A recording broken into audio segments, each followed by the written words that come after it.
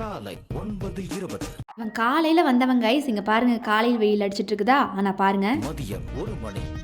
மத்தியான வெயில் அடிக்குதுல, இப்போ வரைக்கும் இங்கே தான் இருக்கான். என்னன்னு தெரில, எனக்கு ரொம்ப நேரம் இங்கே இருக்கான் போல், வீட்டுக்கே போகல. அதாவது கொய்யா மரம் எங்கள் வீட்டுக்கு முன்னாடி இருக்குது, அதான் இவங்க வீடு. அங்கே போல் ஆள் பாருங்க, இவனை தேடியே வந்துட்டாங்க வீட்டிலேருந்து. இன்னும் சாப்பிட்டுட்டு இருக்கான் அரிசியாக, என்னன்னு தெரில. இன்னைக்கு எங்கள் அம்மா இன்னைக்கு பார்த்தீங்கன்னா இந்த மாதிரி உருளைக்கிழங்கும் கத்திரிக்காயும் போட்டு வறுவல் மாதிரி பண்ணியிருந்தாங்க, செம்ம டேஸ்டியாக இருந்துச்சு. இன்னைக்கு லஞ்சுக்கு இந்த மாதிரி பச்சை பயிர் கடைஞ்சிருந்தாங்க.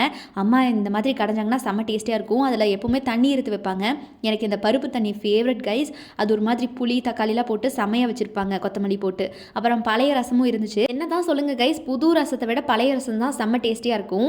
இன்னைக்கு லஞ்சுக்கு இந்த ஊறுகாய் இல்லாமல் நான் சாப்பிட மாட்டேன், அடம் பிடிக்கிற லெவலுக்கு இந்த ஊறுகாய் எனக்கு ரொம்ப பிடிச்சிருச்சு. நேற்று சொன்னல அதே மாங்காய் இஞ்சி ஊறுகாய் தான் செம்மையா இருந்துச்சு இன்னைக்கு சாப்பிடும்போது.